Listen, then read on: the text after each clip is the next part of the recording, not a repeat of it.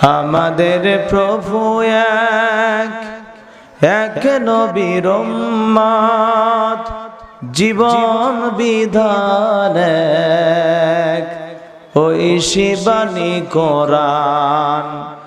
আমাদের প্রভু এক, এক নবীর উম্মত, জীবন বিধান এক, ওই শিবানী কোরআন।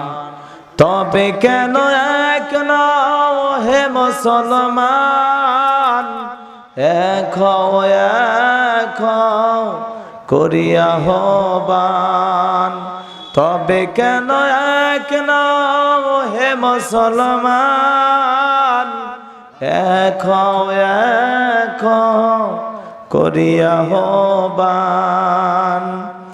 বাইতুল্লাহ এক, মদিনা শরীফ এক, উহুদ পাহাড় এক, বদরের মাঠ এক। বাইতুল্লাহ এক, মদিনা শরীফ এক, উহুদ পাহাড় এক, বদরের মাঠ এক।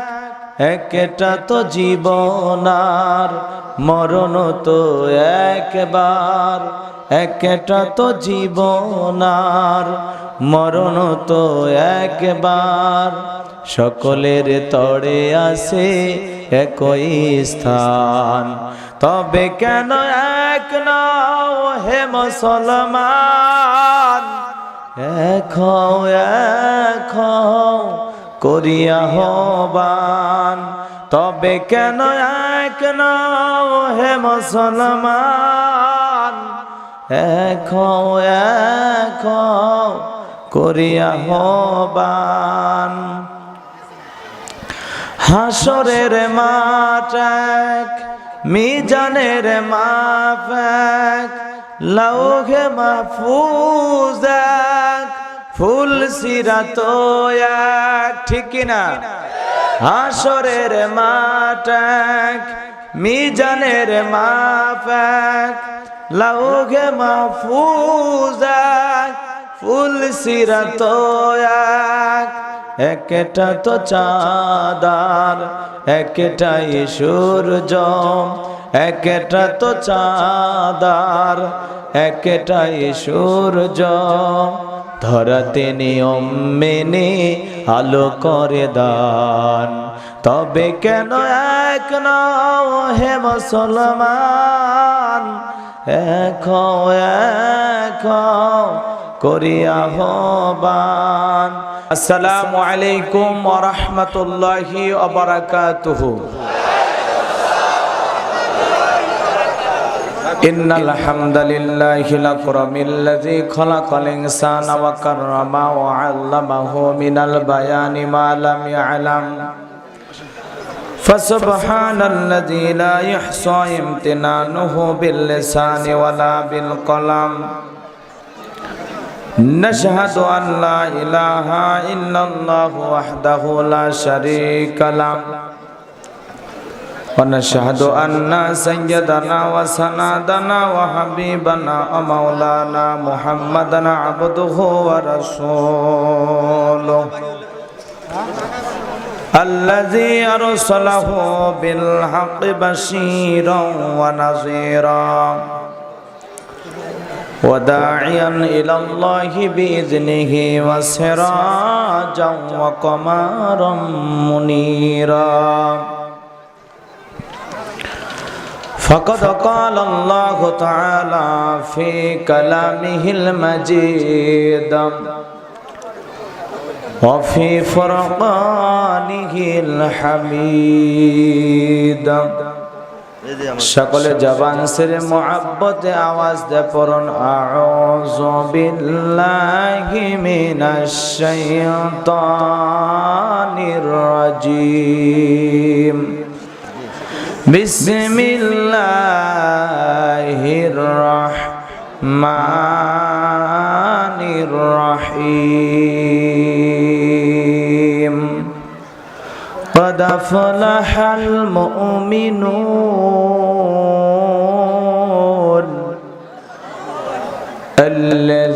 الذين هم في صلاتهم خاشعون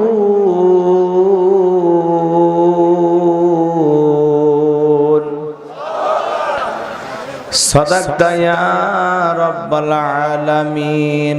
وعن أبي هريرة رضي الله تعالى عنه قال قال رسول الله صلى الله عليه وسلم الدنيا سجن المؤمن وجنة الكافر رواه مسلم.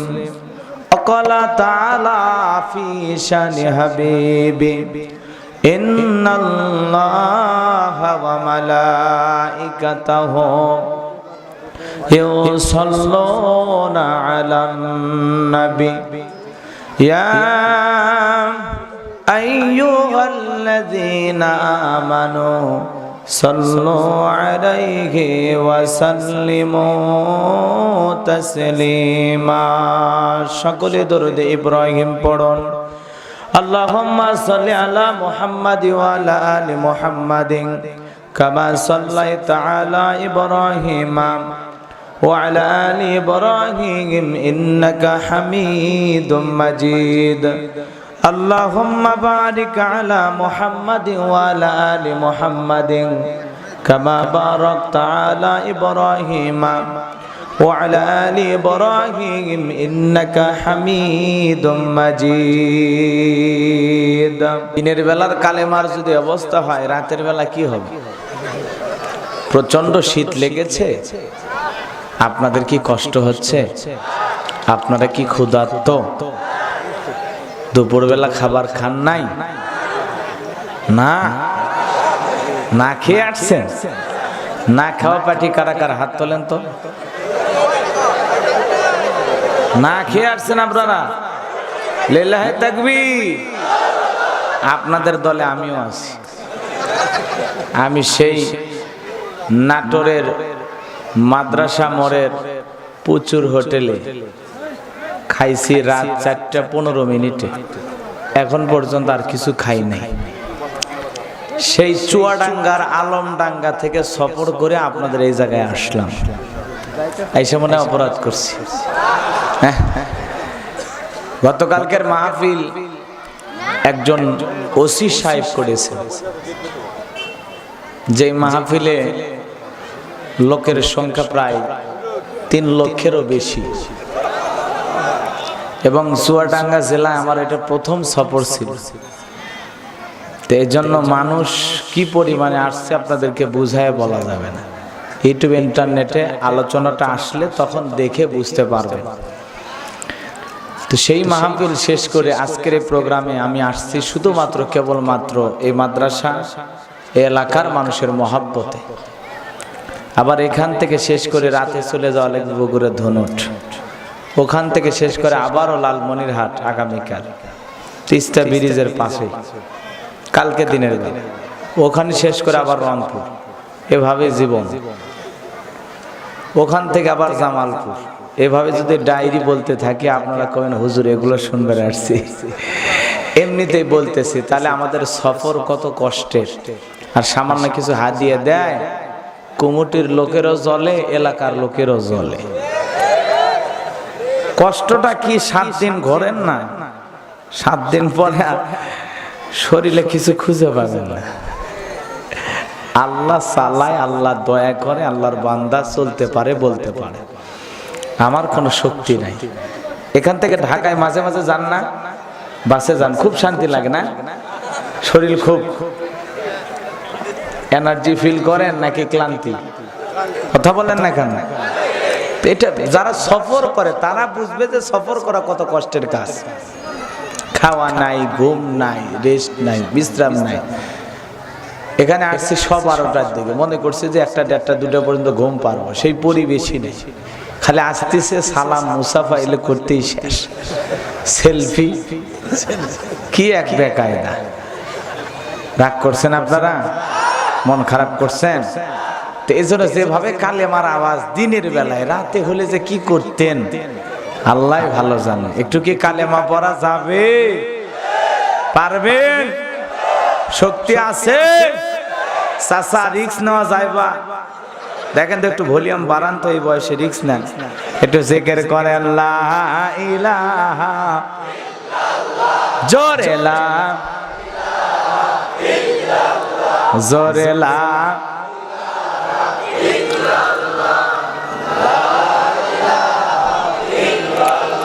জোরে লা লা ইলাহা। কি বলতেছে হুজুর? মহিলা বাহিরে চলাফেরা করতেছে প্যান্ডেলের ভিতরে, ওর কাম যা তাই তো করবে, এটা আবার ক লাগে, ওরা ঘর থাকে কথা কর না কেন? এক জায়গায় 10,000 পুরুষ মানুষ কথা না বলে চুপ করে রাখা সম্ভব, কিন্তু এক জায়গায় 10টা মহিলা চুপ করে রাখা কঠিন। ঐতিহ্যবাহী লালমনিরহাট জেলা সদর থানার অন্তর্গত, এটা আতিতমারি থানা না? ওগুলো লেখা লাগে তাহলে ভালো হয়। এই যে লেখেন নাই শালমারা সরকারি বাইতুল হাফিজে মাদ্রাসা ময়দান, নিচে আবার লেখা লিখবে আদিতমারি লালমনিরহাট, তাহলে বুঝতে সহজ হবে। শালমারা সরকার বাড়ি বাইতুল নূর হাফিজিয়া মাদ্রাসার হাফেজ ছাত্রদের পাগড়ি প্রদান উপলক্ষে আজকের এই দিনের বেলায় ঐতিহাসিক তাফসীরুল কোরআন মাহফিলের সম্মানিত সুযোগ্য অনারেবল প্রেসিডেন্ট জনাব আলহাজ মোহাম্মদ রোস্তম আলী সরকার দোয়া করা দরকার, আল্লাহ পাক তার গোলামকে হায়াতে তৈয়বা সিহাতে কুলিয়া দান করুন, সকলে বলুন আমিন। আজকের মাহফিলের সম্মানিত প্রধান অতিথি জনাব মোহাম্মদ আলী সাহেব, সম্মানিত চেয়ারম্যান সাহেবকে আল্লাহ পাক হায়াতে তৈয়বা সিহাতে কুলিয়া দান করুন, সকলে বলুন আমিন। আজকের মাহফিলের সম্মানিত বিশেষ অতিথিবৃন্দ, আমন্ত্রিত অতিথিবৃন্দ, আলোচনাকে ধন্য করেছেন মাওলানা মোহাম্মদ নুরুল্লাহ আল বাশির সাহেব, আলোচনাকে ধন্য করেছেন হাফেজ মাওলানা আজহারুল ইসলাম সাহেব, আলোচনাকে ধন্য করেছেন উদীয়মান তরুণ বক্তা ইসলামী সঙ্গীত শিল্পী যার কণ্ঠের মধ্যে মাওলানা আব্দুল খালেক শরীয়তপুরীর কণ্ঠ পাওয়া যায়, তাই না? তার মানে আল্লাহ পাক জমিনে এমন কিছু কণ্ঠ রেখে দিয়েছেন যেগুলো মানুষের হৃদয় দিয়ে শোনে। তো যাই হোক, তার মতো কণ্ঠ দিয়ে আলোচনা করলেন হাফেজ মাওলানা মোহাম্মদ ফিরোজ আহমেদ সিদ্দিকী সাহেব। সকল আলোচকের আলোচনা আল্লাহ পাক দিনের জন্য, ইসলামের জন্য, কোরআনের ময়দানের জন্য কবুল করুন, সকলে বলুন আমিন। মঞ্চে উপস্থিত সম্মানিত ওলামায়ে কেরাম, আমার সামনে বসা আমার মাথার তাজ পিতৃ সমতুল্য মুরব্বী বাবাজিরা, কলিজার টুকরা প্রাণপ্রিয় যুবক ভাইরা, ছোট্ট ছোট্ট সোনা মানিকেরা, পর্দার আড়ালের সম্মানিত অবলা সরলা আবেদা সালেহা মা ও বোনেরা, প্রশাসনের সম্মানিত পুলিশ ভাইরা, ডিবির ভাইরা, জাতির বিবেকপ্রিয় সাংবাদিক বন্ধুগণ, বিভিন্ন রাজনৈতিক দলের সম্মানিত নেতা কর্মী ভাইরা, সবাইকে আবারও সালাম বিনিময় করছি। আশা করছি সকলে সালামের জবাব জোরে সোরে দেবেন। আসসালামু আলাইকুম ওয়া রাহমাতুল্লাহি ওয়া বারাকাতুহু। আমরা শুকরিয়া আদায় করতেছি সেই মহান মালিকের দরবারে। এই দুই চাচা কুড়ি যাবে, হাটত যাবি না বাজার? কোরআনের মাহফিল থেকে উঠে যায় চাচা, জরুরত লাগছে বা বয়স হয়ে গেছে তো লাগতে পারে, ওঠার সম্ভাবনা আছে নাকি? তাহলে 1 মিনিট চুপ করে থাকি, উঠে যান। কারণ এই যে সুন্দর একটা আয়োজন, এর মাঝখান থেকে উঠে যাওয়া আসলে কি আদব? আদবি না বেয়াদবি? কথা বলেন। এতগুলো মানুষ বসে আছে, তার মধ্যে ধাম করে আপনি উঠে যান, মতলব কি? এই জন্য সময় তো কম, এই আসরে আজান দিলে শেষ, এই সামান্যটুকু সময় আপনি দেবেন না? নাকি চেহারা দেখতে আসছেন, কণ্ঠ শুনতে আসছেন? হ্যাঁ, আসছেন কিসের কারণে? কথা বলেন না কেন? আরো জোরে বলেন। কোরআনের আকর্ষণে আসা লাগবে, বক্তার আকর্ষণে এসে কোনো লাভ নাই। আসতে হবে নিয়ত সই করে যে আমরা কোরআনের 2-4টি কথা শোনার জন্য যাচ্ছি। কথা বলেন ঠিক কি? ওবেকে আমি কোনো কথা বলবো না, ডাইরেক্ট আলোচনা করব। তাহলে শুকরিয়া সেই মালিকের দরবারে যে আল্লাহ পাক আজকের এই প্রোগ্রামে আসার বসার সুযোগ দান করলেন। জবান ছেড়ে পড়ছি আলহামদুলিল্লাহ। লক্ষ্য করে দরুদ সালাম মানবতার শ্রেষ্ঠ বন্ধু বিশ্বনবী বিশ্বনেতা যে নবী আইয়ামে জাইলাতের যুগে আগমন করে মানুষগুলোকে সভ্য বানিয়েছেন, অভদ্র মানুষগুলোকে ভদ্র বানিয়েছেন। কোরআন নামের সংবিধান দিয়া, কোরআনের রাজ কায়েম কইরা সোনালী যুগ উপহার দিয়া মদিনার পাক ভূমিতে শায়িত আছেন। সে রাসূলের প্রতি মহব্বত নিয়ে পড়ছে দরুদ ও সালাম। সকলেই পড়ুন সাল্লাল্লাহু আলাইহি ওয়াসাল্লাম। সম্মানিত ভাইরা আমার, শুরুতেই জানতে চাই আপনারা সবাই কেমন আছেন? আজকের মাহফিলে আসতে পেরে বসতে পেরে আপনারা খুশি না বেজার? কারা কারা বেজার দু হাত তুলে দেখান তো দেখে। চাচা উঠছেন ঝোঁকে চালা। যাই হোক, ভুল তো মানুষেরই হয় নাকি বলেন? এজন্য আমাদেরকে বলা হুজুকিয়া বাঙালি। যাই কয় আইরে সেই দিকে যাইরে, বোঝা সোজা নাইরে লাঠি পিটা খাইরে। মার খাওয়ার পরে হুঁশ হয় এই কাম করছিলাম। এই জন্য যে কোনো কাজ ঝোঁকে তালে করা যাবে, বুঝে শুনে করা লাগবে। কি করে করা লাগবে? বুঝে শুনে করা লাগবে। আজকের মাহফিলে আসতে পেরে বসতে পেরে কারা কারা খুশি? মুখে নিয়ে হাসি আওয়াজ দেবে বেশি। আল্লাহ নামের এমন একটি স্লোগান দেবেন, এলাকায় যদি কোনো ইসলাম বিরোধী উই পোকা, সার পোকা, তেলা পোকা থাকে, ওদের কলিজায় যেন ভূমিকম্প সৃষ্টি হয়, এমন আওয়াজ তুলতে রাজি আছেন যারা? বীর মুসলমানের মতো দুটি হাত টান টান করে তুলে দেখান তো তারা। লিল্লাহে তাকবীর, লিল্লাহে তাকবীর। আল কোরআনের আলো, আল হাদিসের আলো, দুনিয়ার মুসলিম। আমার নেতা তোমার নেতা, লিল্লাহে তাকবীর। আল কোরআনের আলো, আল হাদিসের আলো, দুর্নীতির আলো। হাতটা এইভাবে নাড়া দেন তো। মাশাআল্লাহ, মারহাবা, জাযাকাল্লাহ। এরকম মুষ্টি পাকান তো, ছেড়ে দেন, মুষ্টি পাকান, ছেড়ে দেন। মারহাবা, জাযাকাল্লাহ, বারাকাল্লাহ। মনে হয় ফুটান তো জান্নাতের বাগান। আল্লাহ কবুল করেন। সিলেকন আমিন। আরো জোরে বলেন আমিন। অনেকে বলেছেন হুজুর দুর্নীতির আলো ঘরে ঘরে জ্বলে, বলছেন না? ঝোঁকে তালে হয়েছে। আসলে বলেন তো বাবা, এদেশে বর্তমানে দুর্নীতি কম না বেশি? বাংলাদেশে দুর্নীতি বন্ধ করার জন্য দুর্নীতি দমন কমিশন হয়েছে। এরপরে দুর্নীতি থেমে নাই। দিন যত গড়াচ্ছে দুর্নীতির পাল্লা তত ভারী হচ্ছে। এজন্য ড্রাইভারও কোটিপতি, ড্রাইভারও কি কোটিপতি। এই যে মুখে মাস্ক লাগাচ্ছেন না, স্বাস্থ্যবিধি, এগুলো যে কত কোটি টাকার দুর্নীতি হয়েছে আপনি কল্পনা করতে পারেন। এদেশে চিকিৎসার নামে দুর্নীতি, সেবার নামে দুর্নীতি। কথা কন ঠিক কিনা? আছে না নাই? এদেশে যা হচ্ছে বর্তমানে বলা খুব মুশকিল। কথা কন না কেন? বলা মুশকিল।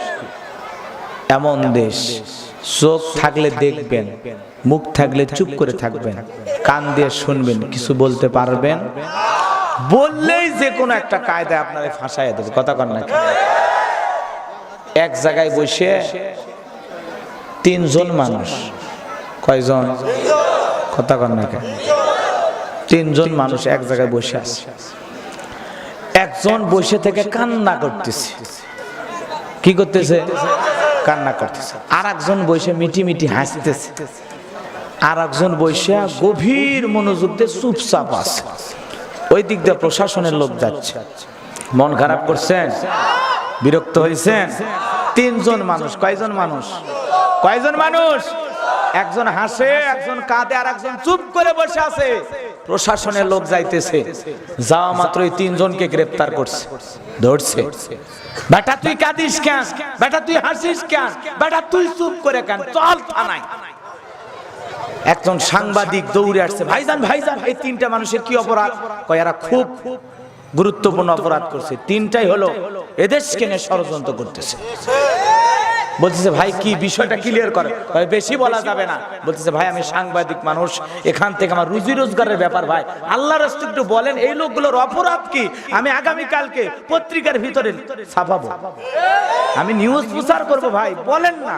বলতেছে না, এরা মারাত্মক অপরাধী, বলাই যাবে না, আর সব কথা মিডিয়াতে আনা যাবে না। কথা বলছেন নাই? তখন বলছে অপরাধটা কি? অপরাধ মানে সে কাঁদবে কেন? কেন কাঁদে? কথা বোঝেন নাই? এগুলো এদের অপরাধ। তখন বলছে ভাই আপনি কেন কাঁদেন, কারণটা কি? আপনি কান্না করছেন এই জন্য আপনাকে গ্রেফতার করছে? হ্যাঁ ভাই আমি একটু মনের দুঃখে কান্না করছি ভাই, মনের মধ্যে অনেক দুঃখ জমা আছে, এই জন্য মনের দুঃখে আমি একটু চোখের পানি ছেড়ে দিয়ে কান্না করতেছি। কয় বেটা মনের দুঃখে কান্দিস? হ্যাঁ আমরা বুঝি না, তুই ষড়যন্ত্র করিস, অনেক মানুষের উপর নির্যাতন জুলুম হচ্ছে, তোর প্রিয় মানুষ জেলখানায় বন্দী আছে, তার সঙ্গে তুই কান্না করিস। আমরা বুঝি না বেটা ষড়যন্ত্রকারী তুই, কথা কর না কেন? তারপরে আরেকজনকে বলতেছে তুই বেটা হাসলি কেন? আমরা বুঝি না, তুই বেটা এমনি হাসতেছিস, তোর ভিতরে হাসির ভিতরে রহস্য আছে। আমরা সমাজে কি করি তুই সব টের পাইছিস, সব বুঝে তুই হাসতেছিস আর মনে করতেছিস যা চলতে সব 2 নাম্বার, কথা কর না কেন? তুই এ হাসলি কেন? এই হাসাটাই তোর অপরাধ। আর একজনকে বলতে বেটা তুই চুপ থাকে, নাশকতার পরিকল্পনা করতেছিস, তুই বেটা বেশি খারাপ, তুই গভীর জলের মাছ, তুই ভাবতেছিস দিনের কাম রাতে হয় কেমনে, কথা কর না খা। এই জন্য এমন একটা পরিবেশে আমরা বসবাস করতেছি, কাঁদাও অপরাধ, হাসাও অপরাধ, চুপ থাকা অপরাধ, কথা কর ঠিক কিনা? হাসাও যায় না, কাঁদাও যায় না, বলাও যায় না, চুপ করে বসেও থাকা যায় না। বর্তমান সমাজে এরকম পরিবেশ আছে না? ঘুমান্ত মানুষকে ধইরে নিয়ে যায় স্ত্রীর কাছ থেকে, অস্ত্র দিয়ে পেপার পত্রিকায় খবর ছাপায়, 28টা মামলা দিয়ে জেলখানায় ঢুকে, কথা কর ঠিক কিনা? এরকম পরিবেশ আছে না? এজন্য মনে রাখবেন দিনের পথে ইসলামের পথে চলতে গেলে অনেক জেল জুলুম নির্যাতন আসতে পারে, বাতিল শক্তি আপনাকে চেপে ধরতে পারে। ইসলামের পথে চলতে গেলে জালেমেরা আপনাকে ছাড় দেবে না। তারপরেও দিনের কথা, ইসলামের কথা, দিনের প্রচার প্রসার চালিয়ে যেতে হবে। পৃথিবীর কোন নবী রাসূলকে কাফের বেঈমানেরা দিন প্রচারের সাথে, ইসলাম প্রচারের সাথে জায়গা করে দেয় নাই, জায়গা তৈরি করে পৃথিবীর নবী রাসূলেরা ইসলামের প্রচার করে গেছে, কথা বলেন ঠিক কিনা? আজকেও পৃথিবীর জালেমেরা আপনাকে দিনের দাওয়াত দেওয়ার জন্য, ইসলামের দাওয়াত দেওয়ার জন্য জায়গা ছেড়ে দেবে না, জায়গা তৈরি করেই দিনের দাওয়াত, ইসলামের দাওয়াত দেওয়া লাগবে, কথা বলেন ঠিক কিনা? এজন্য মনে রাখতে হবে দ্বীনের পথে চলতে গেলে, কোরআনের পথে চলতে গেলে, কালেমার পথে দাওয়াত দিতে গেলে বাধা আসবেই। পৃথিবীর প্রত্যেকটা নবী রাসূল বাধার সম্মুখীন হয়েছে, কথা বলে না কেন? আখিরি পয়গাম্বরকে পাগল বলা হয়েছে, জাদুকর বলা হয়েছে, দেশ থেকে বিতাড়িত করা হয়েছে, কথা বলেন ঠিক কিনা? শিয়াবে আবু তালেবে জেলখানায় 3.5 বছর নবীকে বন্দী করে রাখা হয়েছে। এজন্য এই একই কোরআনের দাওয়াত, একই ইসলামের দাওয়াত দিতে গিয়ে দেখবেন আজকেও পৃথিবীর ভূখণ্ডে কেউ মধু খায়, কেউ দুধ খায়, কেউ মুরগির রান খায়, কেউ সেবা যত্ন পায়, আবার একই কোরআনের দাওয়াত দিয়ে কেউ বছরের পর বছর জেলখানায় বন্দী থাকে, জেলখানায় রুটি খায়, কথা বলেন ঠিক কিনা?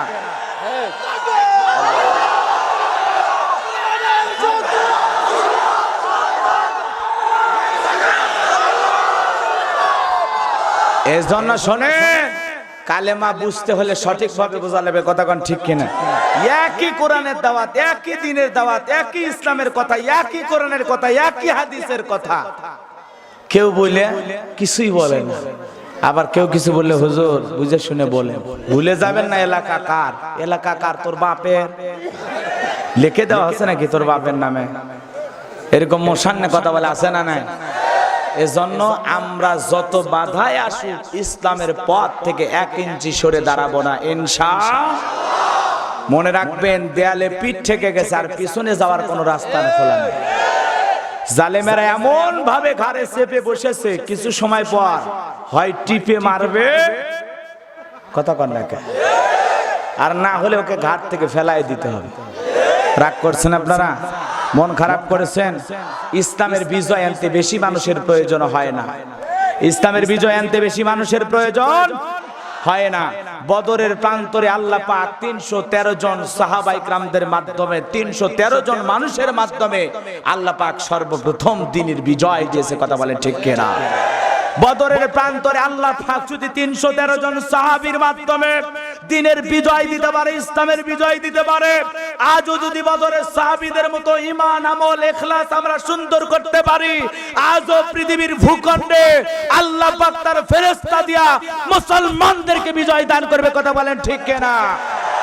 এজন্য দ্বীনের জন্য, ইসলামের জন্য যদি ডাক আসে, প্রয়োজনে বিবির কাছ থেকে বিদায় নে, সন্তানের কাছ থেকে বিদায় নে, মাথায় কাপড়ের কাপড় বেঁধে যদি আরেকবার এদেশে ইসলাম প্রতিষ্ঠিত করার জন্য, আল্লাহর বিধান চালু করার জন্য বুকের তাজা রক্ত রাজপথে ঢেলে দেওয়া লাগে, কারা কারা দিতে রাজি? দুহাত তুলে আল্লাহকে দেখা। আমিন।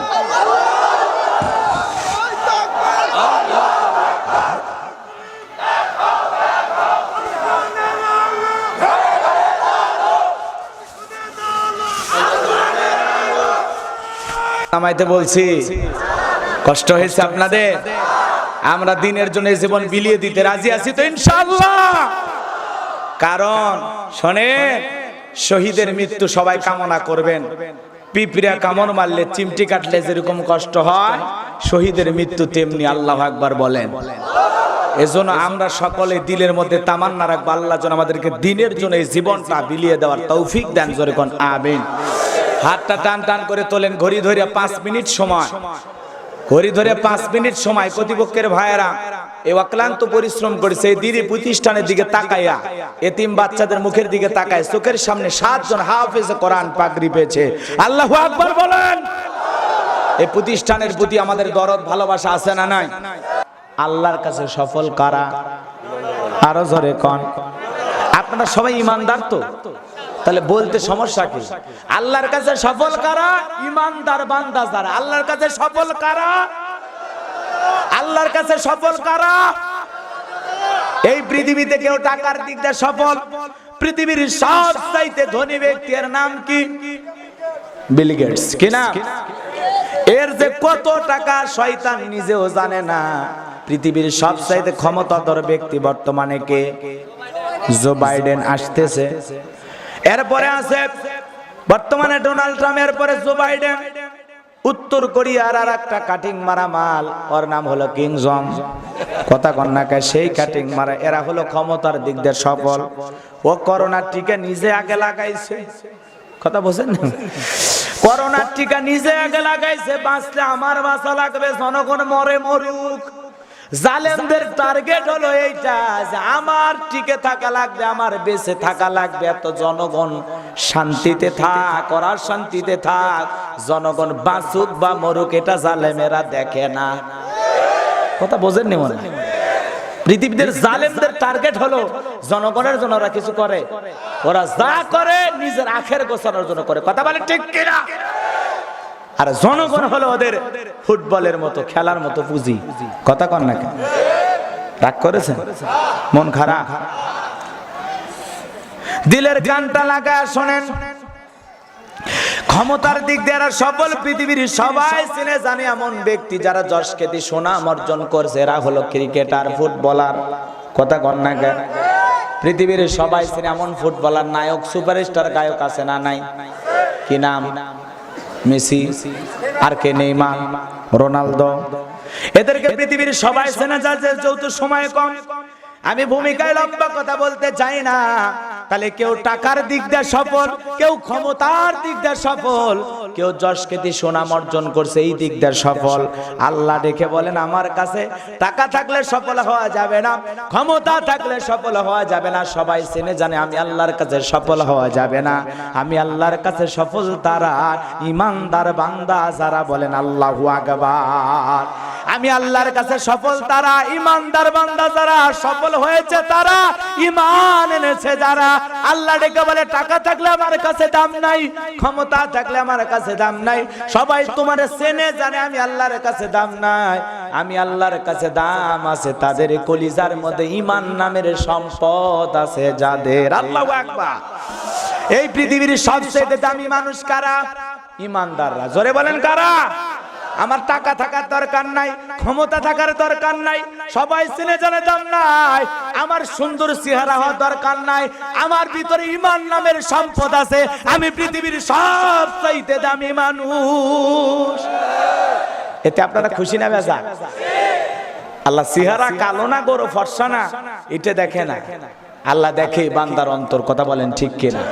এজন্য ঈমান নামের সম্পদ আমাদের কলিজার মধ্যে আছে, এজন্য আমরা খুশি না বেজা?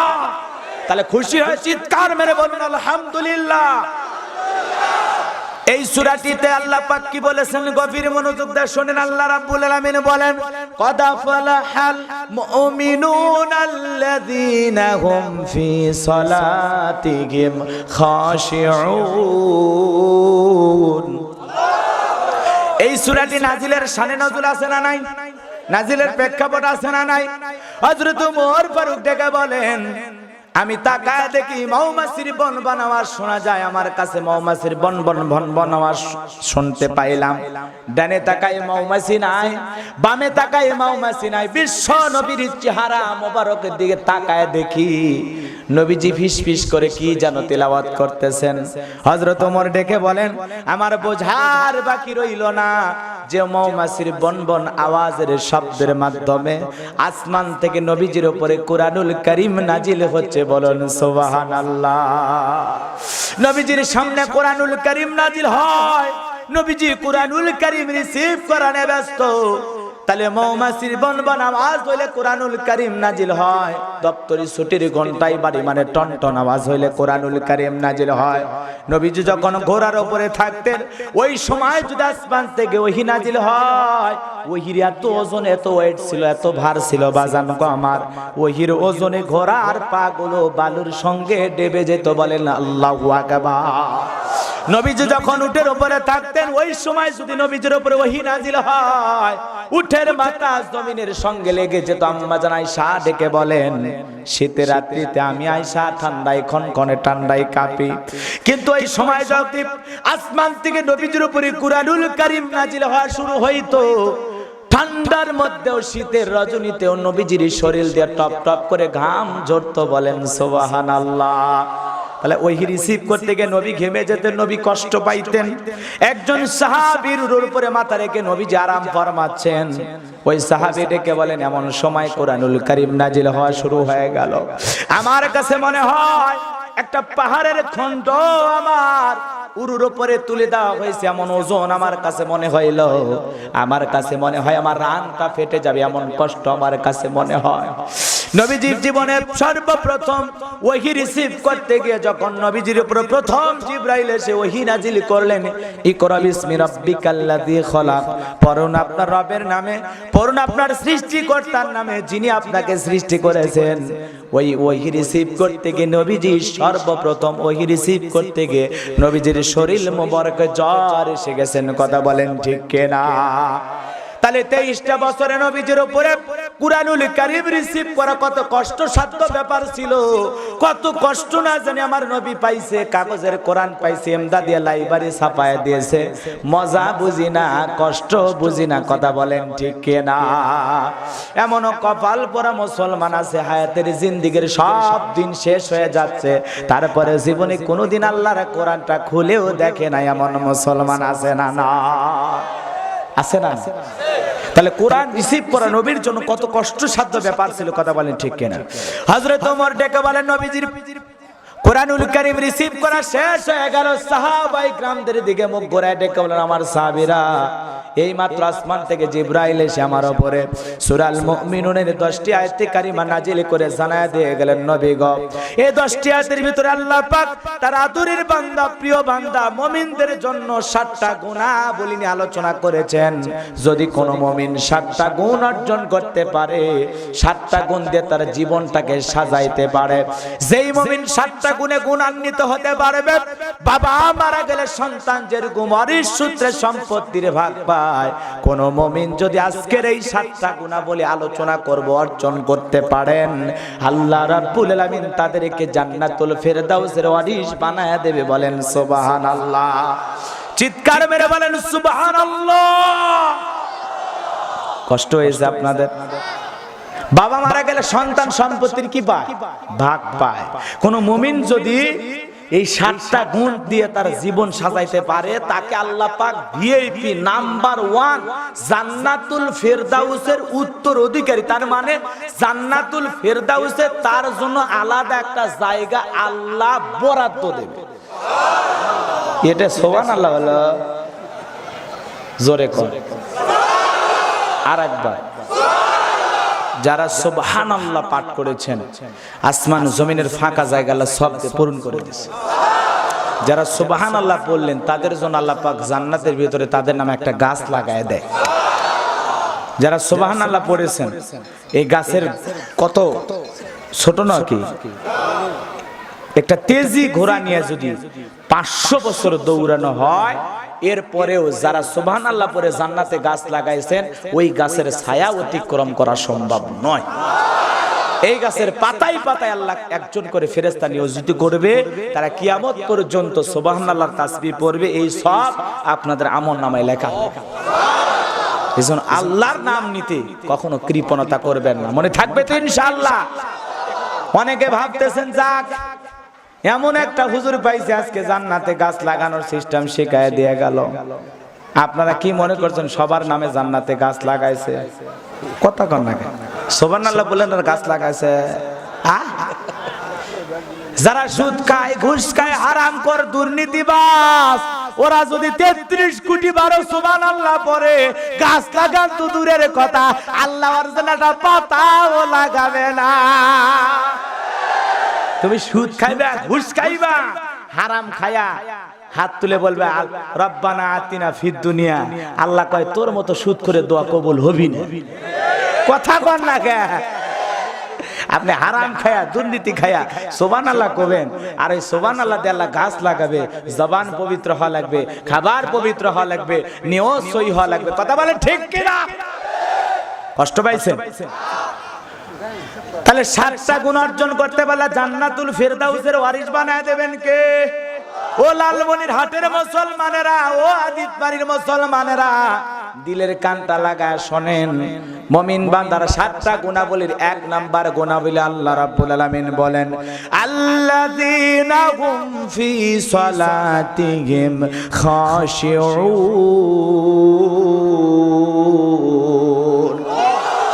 জোরে জোরে হয় নাই, জোরে বলেন আল্লাহু আকবার। আওয়াজ সাটিচ্ছে না আপনাদের, একটু জোরে জোরে বলবেন। হাড়ে কোনো সমস্যা থাকলে আল্লাহ ভালো করে দেবে। সুবহানাল্লাহ তো খিদে লাগার মতো, হ্যাঁ খিদে লাগছে। শোনেন, জোরে জোরে বলবেন আল্লাহু আকবার, আল্লাহু আকবার বলবেন। আপনার হাড়ে কোনো সমস্যা থাকলে ভালো করে দেবেন কে? আর যদি আল্লাহ আল্লাহ, কারণ এই জমিন কার? আল্লাহ বলেন রব্বাকা ফাকাব্বির, তাকবীর হবে আমি রবের নামে, স্লোগান হবে আমি রবের নামে। যেই জমিন আল্লাহর শ্রেষ্ঠত্ব, বরত্ব, মহানত্ব ঘোষণা করা হয়, ওই জমিনে কোনোদিন শয়তানি শক্তি, জুলুমবাজ শক্তি প্রতিষ্ঠিত হতে পারে না। কথা বলেন ঠিক কিনা? এখনো যদি আমরা নারায়ে তাকবীর হুঙ্কার দিতে পারি, এখনো জালেমেরা ময়দান ছেড়ে দিতে বাধ্য হবে। কথা বলেন ঠিক কিনা? স্পিরিট থাকা লাগবে। জাতির জাগরণ ঘটানোর জন্য বেশি মানুষের প্রয়োজন হয় না। একজন অন্যায়ের প্রতিবাদ করার জন্য দাঁড়িয়ে যান, আপনার পিছনে 100 জন 1000 জনকে দাঁড় করে দেবেন কে? এজন্য একজনকে মাথা এমন একটা ভীতি কাজ করা লাগবে, এমন একটা ভয় মনের মধ্যে ঢোকানো লাগবে, মনে করা লাগবে একমাত্র আল্লাহ ছাড়া দুনিয়ার কাউকে আপনি চেনেন না, জানেন না। অন্তরের মধ্যে থাকা লাগবে কেবলমাত্র ইয়া আইয়ুহাল্লাযিনা আমানুত্তাকুল্লাহ, এই ইমানদারগণ আমি আল্লাহকে ভয় করো।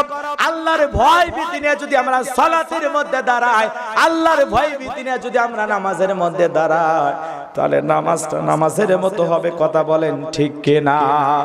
বাজান আমার দিলের খানটা লাগা শোনেন, ও লালমনির হাটের মুসলমানেরা, রাগ করবেন না, মন খারাপ করবেন না, কারণ সালাত এমন মনোযোগ দিয়ে পড়া লাগবে, দুনিয়ার সুচিন্তা, দুচিন্তা, টেনশন যা আছে সব মন থেকে ফেলে দেওয়া লাগবে।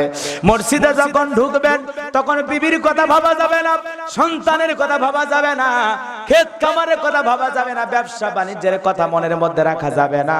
মনের মধ্যে শুধুমাত্র কেবলমাত্র ভয় থাকবে কার? আল্লাহর ভয় নেই এমন ভাবে সালাত আদায় করবেন, এমন আদবের সহিত দাঁড়াবেন, মনে করবেন আমি নামাজ পড়তেছি, আসমানের মালিক আমার নামাজ পড়া দেখতেছেন। কথা বলেন ঠিক কিনা? মনের মধ্যে এমন ভয় নিয়ে সালাতে দাঁড়াবেন, মনে করবেন আমি নামাজ পড়তেছি, আসমানের মালিক আল্লাহ আমার সামনেই দাঁড়িয়ে আছেন। এমন ভয় নিয়ে নামাজের মধ্যে দাঁড়ানোর দরকার আছে না নাই? যেমন ভয় নবী রাসূল সাহাবায়ে কিরামদের মনের মধ্যে ছিল। কথা কন না? এই পৃথিবীর সবচাইতে ভালো সিজদা দিয়েছেন, ভালো আল্লাহকে ডেকেছেন, তারা হলেন পয়গম্বরেরা। কথা কন না কেন? বিশ্বনবী যখন নামাজের মধ্যে দাঁড়িয়ে যেতেন, আম্মা জান আয়েশা ডেকে বলেন, নবীজি এত লম্বা সময় ধরে নামাজের মধ্যে দাঁড়িয়ে থাকতেন, নবীজির পা মোবারক ফুলে যেত। আম্মা জান আয়েশা ডেকে বলেন, নবীজি এত লম্বা সময় রুকু করতেন, এত লম্বা সময় সিজদা করতেন, মাঝে মাঝে মনে হয় বিশ্বনবী আর কোনোদিন সিজদা থেকে মাথা উঠাবেন না। বলেন আল্লাহু আকবার। আম্মা জান আয়েশা ডেকে বলেন, একদিন রাতের বেলায় দেখি বিছানা ভিজে গেছে, আমি আয়েশা মনে করলাম পানি পড়ে ভিজে গেছে, কিন্তু না না, আমি আয়েশা তাকায় দেখি রহমতের নবী, মায়ার নবী, দয়ার নবী চোখের পানি ছেড়ে দিয়ে এত কান্না করছেন, এত কান্না করেছেন, নবীজির চোখের পানি দিয়ে পুরো বিছানাটা ভিজে গেছে। নবীজি উম্মতের মায়ায় কান্দে। আম্মা জান আয়েশা নবীজির নামাজ যখন শেষ হয়ে গেল, জিজ্ঞাসা করে, ও প্রাণের প্রিয়তম স্বামী আমার, আপনি নামাজের মধ্যে এমন কান্না করেছেন, নবীজির জুব্বা ভিজে গেছে, বিছানা ভিজে গেছে, চোখগুলো লাল হয়ে গেছে। আম্মা জান আয়েশা ডেকে বলে, নবী গো, এত কান্না আপনি কেন করলেন? আম্মা জান আয়েশার কথা শুনে রাসূলুল্লাহ জবাব দিয়ে বলে, আয়েশা, আমার গুনাহগার উম্মত, তাদের জন্য আমি রাসূল কান্দি, কারণ আমি চাই আমার একটা গুনাহগার উম্মত যেন আল্লাহর জাহান্নামে না যায়। আমি আমার গুনাহগার উম্মতের জন্য কাঁদি। এই কথা বলে নবীজি চোখের পানি ছেড়ে দিয়ে কান্দার বলে, আয়েশা, মেরাজ করতে গিয়ে আমি দেখেছি জাহান্নামের কত শাস্তি, কত ভয়াবহতা রে আয়েশা। শুনো, আমি চাই আমার কোন গুনাহগার উম্মত যেন জাহান্নামে না যায়। নবীজি একদিন ঘরের দরজা বন্ধ করে কান্না করে, ফাতিমাতুজ জোহরা রাদিয়াল্লাহু তাআলা আনহু নবীজির দরজায় গিয়ে ডাক দিলেন। নবীজি ভিতর থেকে দরজা খুলে দিলেন। ফাতেমা তাকায় দেখেন নবীর চোখে পানি, মুক্তর দানার মতো পানি ঝরে পড়ে। দেখে বলে, ও বাবা, ঘরের দরজা বন্ধ করে আপনি কেন কান্নাকাটি করেন? আমার মা খাদিজার কথা কি আপনার মনে পড়ে গেছে, নাকি চাচা আবু তালেবের কথা মনে পড়ে গেছে? কেন আপনি কান্না করেন? নবী ডেকে বলে, ও মা ফাতেমা, আমি তোর মা খাদিজার কথা মনে পড়ে কান্দি না। ও ফাতেমা, আমার চাচার কথা ভেবে কান্দি না। আমি যখন মেরাজ করতে জান্নাত জাহান্নাম জিবরাইল আমাকে দেখাইলো, মা জান্নাত দেখে দিলটা ভরে গেল। আল্লাহ এত এত নিয়ামত জান্নাতের ভিতরে সাজায় রাখছে। ও মা, দুনিয়ার কোন চোখ কল্পনা করতে পারে না মা, নিয়ামতের কোনো কমতি নাই। কোন মানুষ যদি একবার জান্নাত দেখতে পাইতো, জীবনে কোনোদিন ঘুমাইতো না, মাওলা পাকের ইবাদত করে জীবন কাটায়া দিত। এত এত নিয়ামত আল্লাহ জান্নাত সাজায় রাখছে মা। জান্নাত দেখার পর মনটা হয়ে গেল খুশি। আল্লাহর কাছে দোয়া করলাম, বেশি আমার গুনাহগার উম্মত গুলো যেন হয় জান্নাতবাসী। কন্যা আমিন। এইবারে জিবরাইল বলেন, ও নবী, চলেন না জাহান্নাম দেখায়। নবীজিকে যখন জাহান্নামের ভিতরে প্রবেশ করানো হলো, নবী তাকায় দেখেন পুরুষের তুলনায় জাহান্নামে নারীদের সংখ্যাই বেশি। জাহান্নাম বড় কঠিন জায়গা। ইন্না জাহান্নামা কানাত মিরসাদা লিত্তাগিনা মাবা লাবিসিনা ফিহা আহকাবা। আল্লাহ ডেকে বলেন নিশ্চয়ই জাহান্নাম ওত পেতে রয়েছে, পাত পেতে রয়েছে। আল্লাহর অবাধ্য বান্দাদের জন্য জান্নাত হলো অপরাধীদের থাকার আবাসস্থল। সেখানে তারা যুগের পর যুগ থাকবে, বছরের পর বছর থাকবে। ও মা, আমি তাকায় দেখি মা, এক শ্রেণীর নারীদেরকে পা থেকে মাথা পর্যন্ত জাহান্নামের আগুন লাগিয়ে দেওয়া হয়েছে। মা, জাহান্নামের আগুনে তারা দাউ দাউ করে জ্বলে, তাদের চিৎকারে মনে আসমান জমিন ভেঙে পড়বে। মা, তাদের পুরো চেহারার মধ্যে আগুন আর আগুন। ইয়াউমা তুকাল্লাবু বুজুহুহুম ফিন্নার। আল্লাহ বলেন মানুষের চেহারাগুলো জাহান্নামের আগুন দিয়ে উলটপালট করে পুড়িয়ে ফেলা হবে। ওই জাহান্নামের মধ্যে তাকায় দেখি মা, এমন ভাবে মানুষগুলোকে শাস্তি দেওয়া হচ্ছে মা, কোন চোখ একবার দেখে আর দ্বিতীয়বার দেখতে চাইবে না। আমি ওই নারীদের চিৎকার দেখলাম মা, গরম পানি যেরকম ধকবক ধকবক করে, ওই জাহান্নামের আগুনে ওই মানুষগুলো জ্বলে আর গরম পানির মতো ধকবক ধকবক করে। মা, ও লালমনিরহাটের মুসলমানেরা, দুনিয়ার আগুনের চাইতে জাহান্নামের আগুনের স্পিরিট 70 গুণ বেশি। ওই জাহান্নাম থেকে বাঁচার জন্য ভালো ভালো আমল করা লাগবে বাজার। নবীজি বলে মা, আমি একবার তাকায় আর তাকাইতে পারলাম না। জিবরাইলকে বললাম, ভাই জিবরাইল, এই সমস্ত নারী কারা যারা জাহান্নামের আগুনে এমনে জ্বলে, কেন তাদের কেমন ভাবে জ্বালানো হয়? ডেকে বলে, নবী গো, এই সমস্ত নারী তো তারাই যারা দুনিয়াতে মাথায় কাপড় দিত না, বেপরদায় চলাফেরা করত, বুকে ওন্না পর্যন্ত নিত না, সাজসজ্জা করে নিজের রূপ যৌবন সৌন্দর্যকে মানুষের সামনে প্রদর্শন করত। সেই সমস্ত নারীদেরকে এইভাবে জাহান্নামের আগুনে জ্বালানো হচ্ছে। ফাতেমা ডেকে বলে, বাবা, এই যদি হয় জাহান্নামী নারীদের শাস্তি, আমি ফাতেমা আজ থেকে আরো বেশি বেশি পর্দার প্রতি গুরুত্ব বাড়াবো। কোনদিন আমি বেপরদায় চলার চেষ্টা করব না। ও মা খাতুনে জান্নাত, জাহান্নামী নারীদের ভয়াবহ শাস্তির কথা শুই না, জাহান্নামী নারীদের আযাবের কথা শুই না, পর্দার গুরুত্ব বাড়াইতে চায়। ও লালমনিরহাটের মায়েরা, ও লাল, পর্দা করা ফরজ, এই হুকুম কার? আল্লাহ বলেন, অকরনা ফি বুয়ুতিকুন্না ওয়ালা তাবাররাজনা তাবাররুজাল জাহিলিয়াতিল উলা। আল্লাহ বলেন, নারীরা তোমরা ঘরের ভিতর অবস্থান করো, খবরদার খবরদার, জাহিলিয়াতের যুগের মেয়েদের মতো নোংরা অশ্লীল পোশাক পরে নিজের দেহকে প্রদর্শন করো না। নারীদের জন্য পর্দা করা ফরজ, এই হুকুম কার? মা বোনদের পর্দা করাবেন তো ইনশাআল্লাহ? অনেক সময় লাগবে, ওই দিকে আমি যেতে চাই না বাজান। তাহলে নবীজির জীবনে গুনাহ নাই, সেই নবী নামাজের সিজদাতে চোখের পানি ছেড়ে দিয়া কাঁদেন, তাহলে আপনার আমার জীবন তো গুনাহ দিয়া ভরা। আপনার আমার একটু আল্লাহর ভয়ে নামাজের মধ্যে চোখের পানি সিজদা দিয়ে সিজদার মধ্যে কান্না করা দরকার আছে না নাই? নামাজে এত মনোযোগ বাড়ানো লাগবে। হযরতে তালহা রাদিয়াল্লাহু তাআলা আনহু নামাজে দাঁড়িয়ে গেছেন, কলিজার টুকরা সন্তানকে বিষাক্ত সাপ এসে পেঁচিয়ে ধরেছে। হযরতে তালহা স্ত্রী মানুষজনকে ডাকলেন, সন্তানটাকে বিপদ মুক্ত করলেন। হযরতে তালহা রাদিয়াল্লাহু তাআলা আনহু নামাজ শেষে জিজ্ঞাসা করে, বিবিরে, বাড়িতে এত মানুষজন, ব্যাপার বুঝতে পারলাম না। ডেকে বলে, স্বামী গো, আপনি যখন নামাজের মধ্যে দাঁড়িয়ে গেছেন, আমার সন্তান খেলা করে, সন্তানকে বিষাক্ত সাপ এসে পেঁচিয়ে ধরেছে।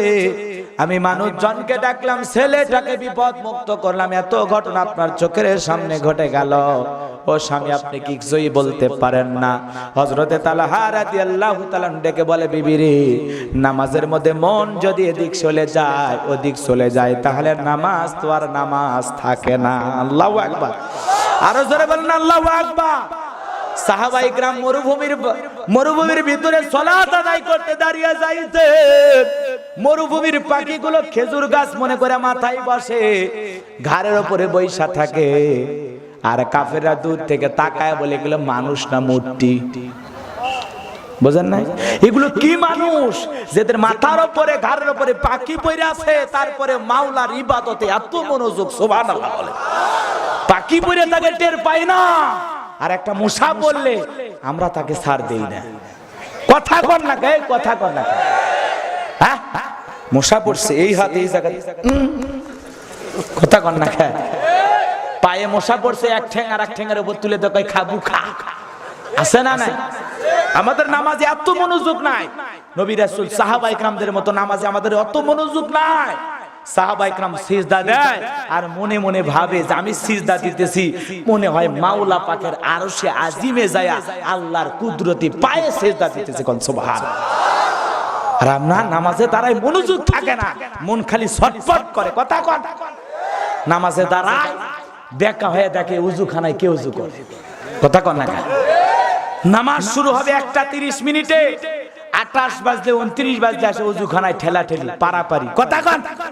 কই ভাই নেন তো তাড়াতাড়ি নেন না, উযু করে এত সময় নেন কেন? ওই চাচা মিয়া তারা হুড়ে করে উযু করতে গিয়ে এক ঠ্যাং না ধুয়ে মসজিদে ঢুকছে, পিছলে খাইয়া টাইসের উপরে চাচা একদিক লঙ্গি আর একদিক, ওই লঙ্গি খুলে গেছে, তাও আল্লাহু আকবার। মানুষকে কাপড় আগে ঠিক কর, কয় পরে, কথা বুঝতে পারছেন? এরকম তাড়াহুড়ো করা যাবে না, ধীরস্থির ভাবে। জামাত শুরু হয়ে গেছে, কে আপনাকে তাড়াহুড়ো করতে? কারণ ওযু হলো নামাজের ব্যাটারি, ওযু ঠিক নাই তো নামাজ হবে না, কথা বল। এই মোবাইলে ব্যাটারি না থাকলে কথা হবে? অনেকে কইছে হুজুর আবার কইছে ব্যাটারির কথা রে, ওযু হলো নামাজের ব্যাটারি, কথা বুঝতে পারছেন? এটা এমনিতেই বললাম, বোঝার জন্য বললাম। ওযু ঠিক থাকলে, কথা কন, ব্যাটারি থাকলে মোবাইল চলবে, ওযু থাকলে তোমার নামাজ হবে, কথা কন, ঠিক কিনা? আর ওযুটা যদি সুন্দর না হয় নামাজ হবে? এই জন্য দিলের কান দিয়ে শোনেন, আপনাদেরকে বলতেছিলাম অনেক কথা, একটা বিষয় বুঝতে গেলে 1 ঘন্টা ওয়াজ করা লাগবে, 7টা বিষয় 7 ঘন্টা সময় লাগবে। আমি সময় পাচ্ছি মাত্র 30-40 মিনিট, এর মধ্যে বোঝানো অসম্ভব ব্যাপার, কথা কন না কেন? এই জন্য সালাতের প্রতি এত মনোযোগ আনা লাগবে। দুনিয়ার কোনো খেয়াল চিন্তা চেতনা মনের মধ্যে রাখা যাবে না। কিন্তু আমরা নামাজ পড়ি লালমনিরহাট, মন চলে যায় ভারতে, কথা কন। আমাদের মন খালি নামাজের মধ্যে দাঁড়ায় ছটফট করে, দুনিয়ার নানান চিন্তা, নানান কথা, নানান গল্প নামাজে দাঁড়ায় মনে হয়, এজন্য কয় রাকাত করি এইটাও মনে থাকে না। এরকম নামাজে আছে না নয়? নামাজে দাঁড়ায় মন খালি ছটফট করে, পাগল মন, কোনো কথা শোনে না, কথা কন না কে? ও পাগল মন, মোহন রে মন কেন এত কথা বলে? ও পাগল মন, মন রে মন কেন উল্টো পাল্টা বলে? ও পাগল মন, মন রে মন কেন মসজিদে না যায় রে, কথা কন।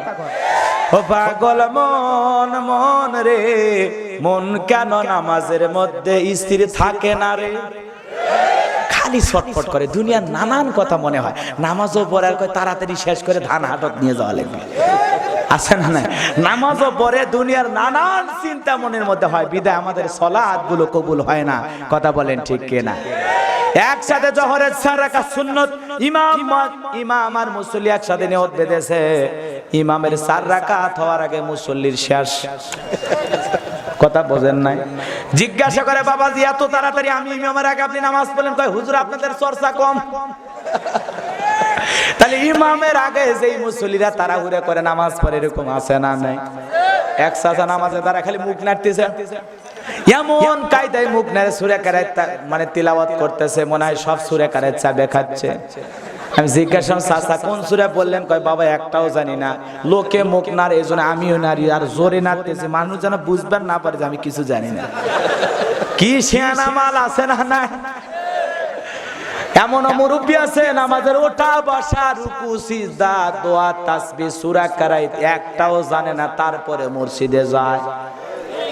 এরকম তাকায়, ও রুকু করলে ও রুকু করে, ও সিজদা করলে ও করে, এরকম আছে না নাই?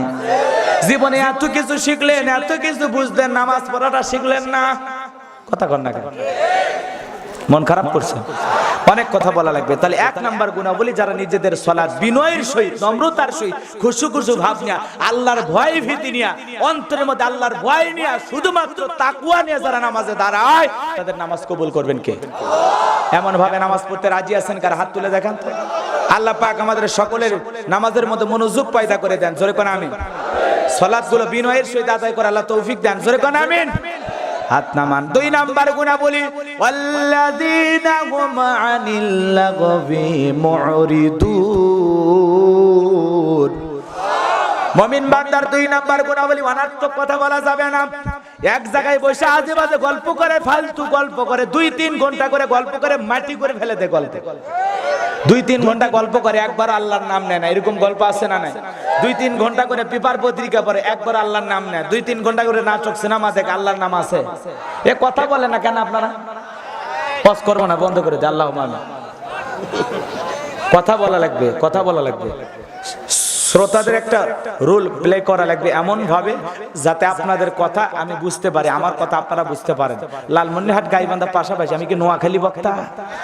বরিশালে এক বক্তা বাস করতেছে। মা বোনেরা হইনা যান, আপনার স্বামী যদি মাইরা পিঠে হুসা হেলায় দেয়, এই জায়গায় জাহান্নামের আগুন জ্বলতো না। এক শ্রোতা দাঁড়ায় বলতেছে, ওই জায়গায় যদি জাহান্নামের আগুন না জ্বলে, বাকি জায়গায় কোন জায়গায়? কয় হেটা তো আর কিতাব আল্লাহ নাই। আমার ভাষা কি বুঝতে কষ্ট হচ্ছে? তো কথা কন না কে? শ্রোতা চালাক হওয়া লাগবে। নোয়াখালী ফেনী এদিকে ওয়াজ করতে গেলে যখন মনে করেন আমরা শ্রোতাদের বুঝাইতে চাই, কোয়া বললে ওরা কলিকাতা বুঝে ফেলে দেয়। কথা বলেন, এরকম শ্রোতা হওয়া লাগবে। আমি জিজ্ঞাসা করছি আপনাদেরকে, অনার্থক গল্প করা যাবে? আজে বাজে গল্প করার সময় মুমিনের হাতে আছে? মুমিন জবান দিয়ে সেই কথাগুলো বের করবে, কারণ এই জবানের হিসাব দিলে কার কাছে? রাসূলুল্লাহ বলেছেন, তোমরা দুইটা জিনিসের গ্যারান্টি আমাকে দাও। একটা হলো দুই চোয়ালের মাঝখানে কি এই জিহ্বা, আর দুই উরুর মাঝখানে তোমার লজ্জাস্থান। এই দুইটার গ্যারান্টি তো আমি রাসূল তোমাদের জান্নাতের গ্যারান্টি দেব। কোন সুবহানাল্লাহ। দিলের কানটা লাগা শুনেন, এজন্য আজেবাজে গল্প করা যাবে না। মুমিন সেই কথাগুলো বলবে যেই কথাগুলো বললে সব হয়, সব হয়। কারণ কথা বলা লাগবে হিসাব করে, আর কথা আলতু ফালতু না বলে চুপ থাকাটাও নাজাতের লক্ষণ। কথা কন না কেন? এরপরে অনার্থক কাজ করা যাবে না। মুমিনের টাকা পয়সা হলে মুমিন সিনেমা হল বানাবে না, যাত্রা গানের আয়োজন করবে না, মমতাজকে নিয়ে এসে গান দেবে না, গোলাম রব্বানীকে নিয়ে এসে ওয়াজ দেবে। কথা কন না কেন? এজন্য মুমিনদের টাকা হলে ফালতু কাজ করবে না, যাত্রাপালা গান নাটক সিনেমার আয়োজন করবে না। মুমিনের টাকা হলে মুমিন মাদ্রাসা বানাবে, মসজিদ বানাবে, ভালো ভালো কাজ করবে, একটা পুকুরের ঘাট বানায় দেবে, ওই ঘাটে গরিব মানুষ গোসল করবে। কথা কন ঠিক কিনা? মুমিনের টাকা হলে খালি জনকল্যাণমুখী কাজ করবে, 10টা ফলের গাছ রাস্তার মধ্যে লাগায় দেবে, ফল গাছে হইলে মানুষ পাইরা পাইরা খাবে। কথা কন ঠিক কিনা? এদেশে দেখা যায় ভালো ভালো কাজের আঞ্জাম দেয় না, খালি খারাপ কাজের দিকে মানুষ ডাকে, শিরিকের দিকে ডাকে। কথা কন ঠিক কিনা? যদিও পুকুর থাকে, চতুর্দিক দিয়ে বেড়া ব্যারিকেড দিয়ে লেখা থাকে, এটা তালুকদার সাহেবের ভিআইপি পুকুর, জনসাধারণ প্রবেশ নিষেধ।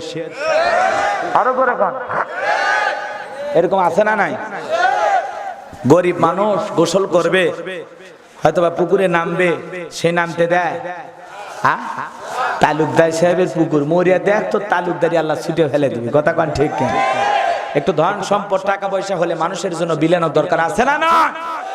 মুমিনের টাকা পয়সা হলে মুমিন অনার্থক কাজ করবে না, মুমিন ভালো ভালো কাজের আঞ্জাম দেবে, যেই কাজগুলো সমাজে চালু করলে সব পাওয়া যায়, নেকি পাওয়া যায়, যার দ্বারা মানুষ উপকৃত হয়, দেশ জাতি উপকৃত হয়। কথা বলেন ঠিক কিনা?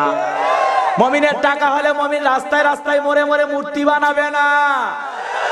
মুমিনের টাকা হলে মুমিন রাস্তায় রাস্তায় লিখে রাখবে কার নাম? ওই জায়গায় বিশাল একটা জায়গায় লিখে রাখেন সুবহানাল্লাহ, আলহামদুলিল্লাহ, আল্লাহু আকবার, লা ইলাহা ইল্লাল্লাহু মুহাম্মাদুর রাসূলুল্লাহ, আস্তাগফিরুল্লাহ, এগুলো লেখা রাখেন। যতগুলো মানুষ ওই পথ দিয়ে যাবে, সুন্দর একটা গোল চত্বরে গোল মোড়ে যদি এরকম আল্লাহর নাম লেখা থাকে, অটোওয়ালা যাক, রিকশাওয়ালা যাক, মাইক্রোওয়ালা যাক, সিএনজিওয়ালা যাক, সাধারণ পথচারী হেঁটে যাক, যত মানুষের নজর পড়বে তত মানুষ আল্লাহকে স্মরণ করবে। যারা এই ভালো কাজ চালু করেছে তারাও সব পাবে, যারা তিলাওয়াত করবে আল্লাহকে স্মরণ করবে তারাও সব পাবে। কথা বলেন ঠিক কিনা? এজন্য ভালো ভালো কাজ সমাজে চালু করা লাগবে। অনার্থক আজে বাজে শিরকের দিকে মানুষকে ধাবিত করা যাবে, খারাপের দিকে ডাকা যাবে। এজন্য রাস্তার মোড়ে মোড়ে কার নাম? এই যে রাস্তাতে গাছগুলো আছে, বিদ্যুতের খুঁটি আছে, এগুলোতে লিখে দেন সুবহানাল্লাহ, আলহামদুলিল্লাহ। এই যুবক, কয়েকটা টাকা দিয়ে লালমনিরহাট থেকে কম্পিউটার দিয়ে ছাপায় নিয়ে আসো, আল্লাহু আকবার, আলহামদুলিল্লাহ, সুবহানাল্লাহ। এগুলো লেখা লেখা রাস্তার গাছে গাছে মোড়ে মোড়ে লাগায় দাও। আসমানের মালিক খুশি হয়ে যাবে যত মানুষ তিলাওয়াত করবে, কারণ আল্লাহকে স্মরণ করার দায়িত্ব আমাদের আছে না নাই? ফাযকুরুনি আযকুরুকুম ওয়াশকুরুলি ওয়ালা তাকফুরুন। তোমরা আমাকে স্মরণ করো, আমি আল্লাহ তোমাদেরকে স্মরণ করব। কৃতজ্ঞতা প্রকাশ করো, অকৃতজ্ঞ হইও না। কে বলেছেন? কে? এই যুবক, তোমাদের ক্লাব সমিতি সংগঠন আছে না? সেগুলোর মাধ্যমে তোমাদের গ্রামে যে রাস্তাগুলো আছে, এই রাস্তার মোড়ে মোড়ে এরকম কম্পিউটার দিয়ে ছাপায় আল্লাহর নাম লিখতে পারবা তো? এর পরবর্তীতে তোমাদের এলাকায় আসলে আমার চোখে নাম পড়বে তো ইনশাআল্লাহ? সব হবে। রাস্তার মোড়ে মোড়ে যদি আল্লাহর নাম, উঠতে বসতে চলতে ফিরতে যদি আমরা চোখ দিয়ে আল্লাহর স্মরণ করি, আল্লাহর নাম যদি কলমের ভিতর জারি করতে পারি, এই দেশে আইল আসবে না, নারগিস আসবে না, হুদুদ আসবে না, ফনি আসবে না, সাইক্লোন আসবে না, টর্নেডো আসবে না, ঘূর্ণিঝড় আসবে না, মহামারী আসবে না। এই দেশে আল্লাহর রহমত নাজিল হবে। যেন অনার্থক কাজের দিকে মানুষকে ডাকবে না, ভালো কাজ চালু করেন। কথা কন না কে? খালি আজে বাজে চিন্তা মাথার মধ্যে গুড়গুড় করে ঘরে। ভালো কাজ চালু করেন। কথা বোঝেন নে? ভালো কাজ। রাগ করছেন আপনারা? আর 3 নাম্বার হলো মুমিন বান্দা অনার্থক জিনিস শুনবে না। কান আছে দিকে শুনবা, দুম্বা চলে দুম, কুসকুস হতা হ্যাঁ। কথা কন না কে? রূপবানে আছে কমর দোলায়া, আল্লাহ তোরে মারবে কবরে ঝোলায় ঝোলায়। কথা কন ঠিক কিনা? এগুলো আগে আজে বাজে গান শোনা যাবে নাকি হিরো আলমেরটা শুনবেন? বাবু খাইছ, এগুলো শোনা যাবে? জায়েজ না হারাম? আরো চিল্লা বলেন জায়েজ না হারাম? তাহলে খেয়াল করে শোনেন, 2 নাম্বার গুনাহবলী। মুমিন সেই কথা বলবে যেই কথা বললে সব হয়। মুমিন সমাজে সেই কাজগুলো চালু করবে যেই কাজগুলো আঞ্জাম দিলে, চালু করলে সব হয়। মুমিন সেই কথাগুলো শ্রবণ করবে, হক্কানি উলামা ইকরামদের বয়ান, কুরআন তিলাওয়াত, ইসলামী সঙ্গীত, ভালো ভালো কথা এই কান দিয়ে শ্রবণ করা লাগবে। এক কথায় সব আছে যেখানে মুমিন থাকবে। ভালো কথা বলা লাগবে, ভালো কাজ করা লাগবে, ভালো জিনিস শোনা লাগবে। যেগুলো বললে সব, যেই কাজ করলে সব, যেইটা শুনলে সব। এক কথায় সব আছে যেখানে মুমিন থাকবে। সবের কাজ যেখানে মুমিন যাবে। মনে থাকবে তো ইনশাআল্লাহ? নাকি ওয়াজ মাহফিলে আসি, মুমতাজের গানের কনসার্টেও আসি? ওয়াজ মাহফিলে শুনবো, আবার জেমস আইসা বলে গুরু গাম দেওয়ানা ইলা, ওই জায়গা তো যাবেন নাকি? মাদ্রাসার কথা হবি না তো আজকে? না চাচা, ওই লাইন ধরি নিজে, লাইনই আলাদা। মন খারাপ করছেন আপনারা? তাহলে মুমিন বান্দার, মুমিনদের গুনাহবলী চাচা, একটা হুট করে আরেকটা বিষয় ঢোকা যাবে না, একবারে সময় নাই, ঘড়ি ধরে আছে আর 8 মিনিট। দিলের কানটা লাগায় শোনেন, মুমিন বান্দার 3 নাম্বার গুনাহবলী, ওয়াল্লাযীনা হুম লিয-যাকাতি ফাঈলুন। এ ভাই, আমি কি ওটার ওয়াজ করব? 8 মিনিট কইছি তে গটিচ্ছেন, 8 মিনিট 18 মিনিটও হতে পারে। কথা তা লাফালে সমস্যা, লাফালে আমি শেষ করে দেবো, কারণ আমার অনেক দূরে যাওয়া লাগে। মুমিন বান্দার 3 নাম্বার গুনাহবলী, মুমিন বান্দাকে আল্লাহ যদি সম্পদ দেয়, টাকা পয়সা দেয়, মুমিন বান্দা যাকাত দেবে কার ভয়ে? আরো জোরে বলেন। আল্লাহ যদি নেশাব পরিমাণে ধন সম্পদের মালিক বানায় দেয়, তাহলে আপনার জন্য যাকাত দেওয়া ফরজ। আর গরিবদের যাকাত খাওয়া ফরজ নয়। বিদায় আমার সম্পদকে পবিত্র করতে হলে, জাহান্নামের শাস্তি থেকে বাঁচতে হলে প্রত্যেকটা মানুষ আল্লাহ যাদেরকে ধনী বানাইছে তাদের জন্য যাকাত দেওয়া ফরজ। হুকুম কার? আর মুমিন বান্দা যাকাত দেবে। ওয়াল্লাযিনা হুম লিযাকাতি ফাইলুন, হিসাব করে করে সক্রিয়ভাবে কয় লক্ষ টাকায় কয় হাজার টাকা যাকাত হয়, কয় কোটি টাকা থেকে কয় লক্ষ টাকা যাকাত হয়, মুমিন হিসাব করে করে যাকাত দেবে। কথা বলেন ঠিক কিনা? আর এদেশে যাকাত মানে শাড়ি লুঙ্গি, নিজে পরে থাকে আমানত শাল লুঙ্গি 500-700 টাকা দাম, আর গরিবকে কিনে দেয় 150 টাকা লিটন লুঙ্গি, পরলে সব দেখা যায়। কথা কন না কা? নিজের বউরে পরায় 2000 টাকা 5000 টাকা দামের শাড়ি, আর গরিব মহিলাকে যখন দেয় 300 টাকা দামের শাড়ি দেয়, একবার ধুয়ে দিলে শাড়ি না মশারি খুঁজে পাওয়া যায় না। ওই শাড়ি গরিব মহিলারে না দিয়ে তোর বউরে পরা, তোর মেয়েরে পরে রাস্তায় বের কর। কথা কর। যাকাত মানে শাড়ি লুঙ্গি নয়। স্বাধীনতার পর থেকে যারা যাকাত দিল ওরা দিয়ে যাচ্ছে, যারা নিচ্ছে ওরা নিয়েই গেল, ভাগ্যের কোনো পরিবর্তন নাই। এজন্য সমাজ রাষ্ট্রকে পরিবর্তন করতে হলে যাকাত ভিত্তিক অর্থনীতি সে চালু করা লাগবে। এই চাচা কি বেটা ঘুম পারবে রাচ্ছু, সারা রাত কি করছো? টুপিস কাব্বা রাগ করছেন আপনারা? যাকাত ভিত্তিক অর্থনীতি চালু করা লাগবে এদেশে। যাকাত ভিত্তিক অর্থনীতি নাকি সুদ ভিত্তিক? কথা কন না কা? এজন্য সমাজে শান্তি নাই। স্বাধীনতার পর থেকে এত বছর এত নেতা এলো গেল, কেউ রাষ্ট্রের ভিতরে নামাজের আইনও পাশ করলো না, যাকাতের আইনও পাশ করলো না, সৎ কাজের আদেশ দিল না, সৎ কাজ বন্ধ করলো না। অথচ প্রত্যেকটা নেতা ছিল মুসলমান। বেশি বলেছি? তারা নিজেরা নামাজ পড়ে, কোরআন পড়ে, কিন্তু আল্লাহর কোরআন দিয়ে সমাজ গড়ার কাজ করে না। পারলে আরো কোরআন বন্ধ করার চেষ্টা করে। কিন্তু মনে রাখবেন, যুগে যুগে ইসলাম আর দ্বীনের দিকে যারাই বন্ধ করতে চাইছে, যারা কোরআন বন্ধ করে সমাজ রাষ্ট্রে ইমানদার মুসলমানদের হত্যা করে টিকে থাকতে চাইছে, তারা কিন্তু কেউ টিকে থাকতে পারে না। ইতিহাস সাক্ষী। এজন্য সাবধান। তাহলে 3 নাম্বার যাকাত দেওয়া হিসাব করে। হযরত ওমর ফারুক ডেকে বলেন, যাকাতের অর্থগুলো এমন ভাবে দাও যারা এই বছর যাকাতের টাকা দিলা, পরবর্তী বছরে যাকাতের জন্য কারো দুয়ারে লাইন না যেন দেওয়া লাগে। এই ছেলেটা বেকার বসে আছে, ওরে লালমনির হাটে একটা চায়ের দোকান দিয়ে দেন, 10 বছর চা বিক্রি করার পরে দেখবেন ও নিজে যাকাত দেবে। এই ছেলেটা বেকার বসে আছে, একটা অটো ভ্যান রিক্সা কিনে দেন, অটো রিক্সা চালায় 5-7 বছর পরে দেখবেন ও লাখ লাখ টাকার মালিক হয়ে যাবে, ও নিজে যাকাত দেবে। কথা বলেন ঠিক কিনা? একটা বিধবা নারী আসছে, একটা শাড়ি দিয়ে কি লাভ? আর একটা সেলাই মেশিন কিনে দেন, যদি না পারে 2টা ছাগলের বাচ্চা কিনে দেন, 2-1টা গাভী গরু কিনে দেন, লালন পালন করে ভাগ্যের চাকা ঘুরাইতে পারবে। কারো কাছে যাকাতের জন্য আর লাইন দেওয়া লাগবে না। কথা বলেন ঠিক কিনা? যাকাত দিয়ে মানুষের কর্মস্থানের ব্যবস্থা করে দিতে হবে। যাকাত এসেছে অভাবমুক্ত সমাজ করার জন্য। কথা বলেন ঠিক কিনা? যাকাত ভিত্তিক অর্থনীতি যদি সমাজে চালু হয়ে যায়, জরিপ করে দেখা গেছে 10 বছর পরে যাকাত আদায় করা হয়, আর 10 বছর যদি যাকাত ভালোভাবে বন্টন করা হয়, এই দেশে 1 পিস গরিব মানুষ খুঁজে পাওয়া যাবে না। এজন্য যাকাত আসছে অভাবমুক্ত সমাজ করার জন্য। যাকাত আসছে দারিদ্র এই সমাজের দুঃখী মানুষদের ভাগ্যের চাকা ঘোরানোর জন্য। কথা বলেন ঠিক কিনা? আর সেই যাকাত শাড়ি লুঙ্গি দেয়। কথা কয় আর দিলেও ভালো দেয় না। এজন্য যাকাত মানে শাড়ি লুঙ্গি নয়। একটা কর্মস্থলে ব্যবস্থা করেন, প্রয়োজন মোতাবেক তাকে দেন। 1-2 লাখ টাকার একটা ব্যবসা বাণিজ্য করায় দেন। আপনার 20 লক্ষ টাকা যাকাত আসছে, 10 জনের কর্মস্থানের ব্যবস্থা করুন। কথা কন না? আপনাকে 20 লাখ টাকাতে 20,000 মানুষ দিয়ে নাম ফুটানোর দরকার না।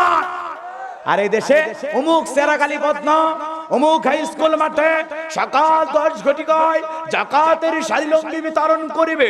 অত্র এলাকার সমস্ত গরিব মানুষগুলোকে হাই স্কুল মাঠে আসার জন্য বিশেষভাবে অনুরোধ করা হইল। আহ্বানে সেরাকালী পত্ন তালুকদার খাতনা। কথা কন না খেয়ে? এখন যাকাতের শাড়ি লুঙ্গি দেবে 10,000, মানুষ আসছে 1 লাখ। এই লক্ষ লক্ষ মানুষের ঢল আইসা গুতাগুতি আর ঠেলা ঠেলি কইরা পায়ের তলে পইরা 6 জন নিহত 32 জন আহত। কর্তব্য পেপারের প্রথম পত্রিকায় খবর, নয়া দিগন্ত যুগান্তর কথা কর সময় চ্যানেল যমুনা টেলিভিশনে সংবাদ প্রচার হয়ে যাচ্ছে। যাদের যাকাতের শাড়ি লঙ্গি নিবার যায়া পায়ে পিষ্ট হয়ে মানুষ মারা যায়, কঠিন কিয়ামতের ময়দানে এদের ভয়াবহ শাস্তি হবে। কথা বলেন ঠিক কিনা? ফেরেশতাদেরকে আল্লাহ ডেকে বলবে এই ব্যক্তিকে, বলে আল্লাহ এই তো সেই জর্দা ফ্যাক্টরি মালিক, প্রতি বছরে যাকাত দিবার গেছে আর 9 জন করে মারছে। তো তাই নাকি? বলে হ্যাঁ। করছে এই লোক যাকাতের শাড়ি লঙ্গি দিবার যায় 9 জন করে মারছে, তারপর চোখের সামনে দাঁড়িয়ে আছে, ও তাড়াতাড়ি করে মার্ডার কেসের আসামি বানায়া মানুষ হত্যা করার গুনাহ নিয়া ওরে জাহান্নামে নিক্ষেপ কর। কথা বলেন ঠিক কিনা? যাকাত নেওয়ার জন্য গরিব আপনার কাছে আসবে না, আপনি গরিবের কাছে যাবেন। এটা ইসলাম। এর নাম কি? আপনি গরিবের কাছে যাবেন যদি নিরাপত্তা থাকে। আপনি গরিবের কাছে যায় বলবেন চাচা মিয়া দরজা খোলেন, বাবা ভাতিজা তুমি এত রাতে, চাচা আপনার অভাব অনটন দুঃখের সংসার আমি জানি, আমার এই বছরে যাকাত আসছে অনেকগুলো টাকা, সেখান থেকে 1 লক্ষ টাকা আপনাদের দিলাম, আপনি এই টাকাতে আপনার ভাগ্যের একটা ছোট বড় কিছু একটা কাজ করেন। কথা কর ঠিক কিনা? এই যে আমি যে 1 লক্ষ টাকা দান করলাম, আমি যে যাকাতের টাকা এনাকে দিলাম, আমি যাকাতের টাকা দিয়া ওনাকে দয়া বা করুণা করি নাই, বরংস যাকাত দেওয়া ছিল আমার ফরজ। আমি এই ফরজ ইবাদত এই গরিব বেচারের মাধ্যমে, এই লোক কি গরিব? তা হাসেন কেন?